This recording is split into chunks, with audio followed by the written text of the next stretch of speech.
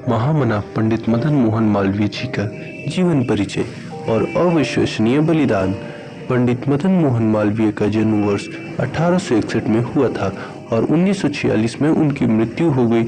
वह एक महान भारतीय शिक्षाविद और स्वतंत्रता सेनानी थे जो भारतीय स्वतंत्रता में उनकी महत्वपूर्ण भूमिका और हिंदू राष्ट्रवाद के समर्थन के लिए दूसरों से अलग थे।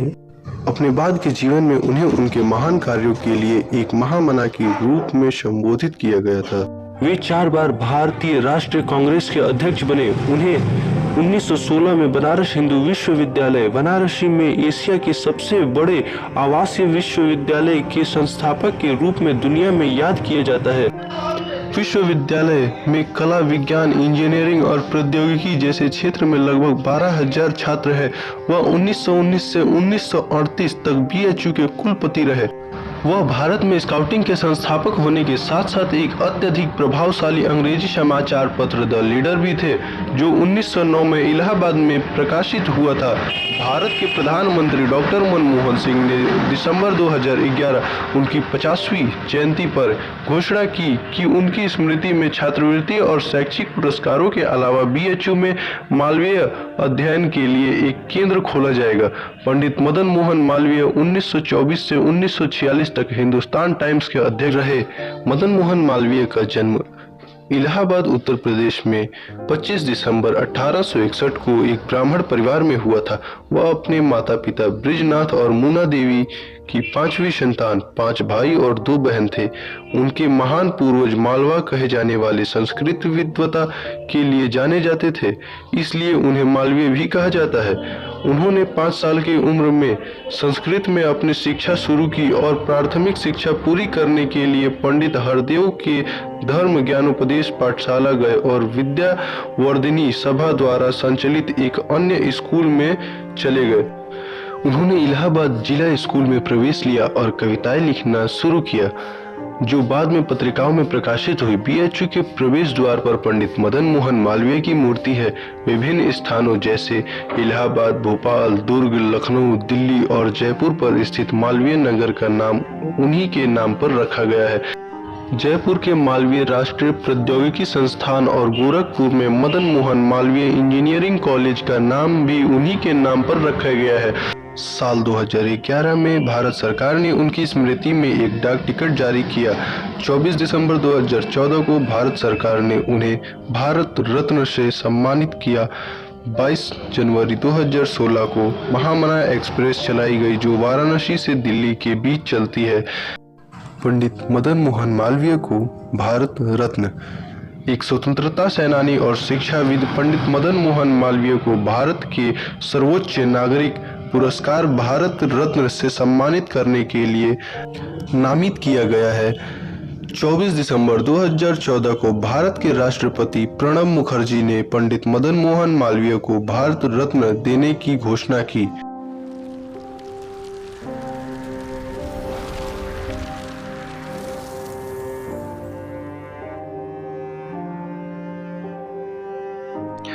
पंडित मदन मोहन मालवीय की शिक्षा।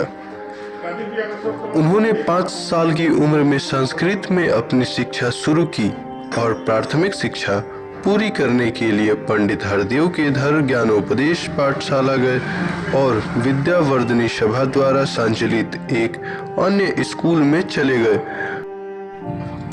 उन्होंने इलाहाबाद जिला स्कूल में प्रवेश लिया और कविताएं लिखना शुरू किया, जो बाद में पत्रिकाओं में प्रकाशित हुई। 1879 में उन्होंने इलाहाबाद विश्वविद्यालय मुयर सेंट्रल कॉलेज में मैट्रिक किया और कलकत्ता विश्वविद्यालय से बीए की डिग्री पूरी की। उन्हें छात्रवृत्ति मिली क्योंकि उनका परिवार आर्थिक तंगी का सामना कर रहा था। पंडित मदन मोहन मालवीय की शादी। उनका विवाह 1878 में 16 वर्ष की आयु में मिर्जापुर की कुंदा देवी से हुआ। उनके 5 बेटे और 5 बेटियां थीं। उनमें से 4 बेटे रमाकांत, मुकुंद, राधाकांत, गोविंद है और उनमें से 2 बेटियां राम और मालती रहते थे। उनके सबसे छोटे पुत्र गोविंद मालवीय 1961 में अपनी मृत्यु तक स्वतंत्रता सेनानी और भारत के संसद सदस्य थे। वे अकेले थे जो BHU में कुलपति बने। उनकी पोती श्रीमती सरस्वती मालवीय अपनी बेटियों के साथ इलाहाबाद में रहती है। पंडित मदन मोहन मालवीय का करियर। संस्कृत में MA की डिग्री के बाद उनके पिता ने उन्हें भागवत पाठ के पारिवारिक पेशे को संभालने के लिए कहा। उन्होंने 1884 में इलाहाबाद जिला स्कूल में एक शिक्षक के रूप में अपना करियर शुरू किया। जुलाई 1887 में वे राष्ट्रवादी साप्ताहिक के संपादक के रूप में शामिल हुए और अपनी शिक्षण नौकरी छोड़ दी। बाद में वह LLB में शामिल हो गए और अपनी कानून की डिग्री के बाद उन्होंने इलाहाबाद जिला न्यायालय में 1891 में और फिर दिसंबर 1893 में उच्च न्यायालय में वकालत शुरू की। वे 1909, 1918, 1930 और 1932 में 4 बार भारतीय राष्ट्रीय कांग्रेस के अध्यक्ष बने। उन्होंने स्काउटिंग प्रेरित संगठन की शुरुआत की जिसे सेवा समिति के नाम से जाना जाता है। वह चौरी चौरा मामले में 177 स्वतंत्रता सेनानियों को बचाने के लिए अदालत में पेश हुए। 1911 में उनकी मुलाकात एनी बेसेंट से हुई और उन्होंने बनारस में एक साझा हिंदू विश्वविद्यालय में काम करने का निश्चय किया। पंडित मदन मोहन मालवीय 1912 से 1926 तक शाही विधान परिषद के सदस्य रहे। 1919 में इसे केंद्रीय विधानसभा में बदल दिया गया। सरोजनी नायडू की गिरफ्तारी के बाद उन्हें कांग्रेस अध्यक्ष के रूप में चुना गया था। 1928 में साइमन कमीशन का विरोध करने के लिए वह लाला लाजपत राय, जवाहरलाल नेहरू और कई अन्य लोगों के समूह में शामिल हो गए। उन्होंने सत्यमेव जयते, सत्य की ही जीत होगी के नारे को लोकप्रिय बनाया। वे 1924 से 1946 तक हिंदुस्तान टाइम्स के अध्यक्ष बने। सामाजिक कार्य। उन्होंने समाज में कई महत्वपूर्ण क्षेत्रों में काम किया और उन्होंने मंदिरों और अन्य सामाजिक बाधाओं में जाति की बाधा को मिटाने की कोशिश की। दलित क्षेत्रों के लिए उनके सामाजिक कार्यों के कारण उन्हें श्री गौड़ ब्राह्मण द्वारा निष्कासित कर दिया जाता है।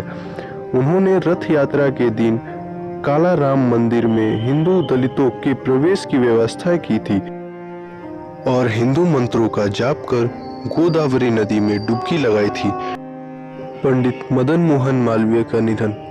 कई लोग मदन मोहन की व्याख्या करते हुए कहते हैं कि जिसे न मद हो न मोह, वो है मदन मोहन। इस मनीषी की महानता को नमन करते हुए महामना शब्द भी इनके आगे जुड़कर अपने आप को भाग्यशाली समझने लगे।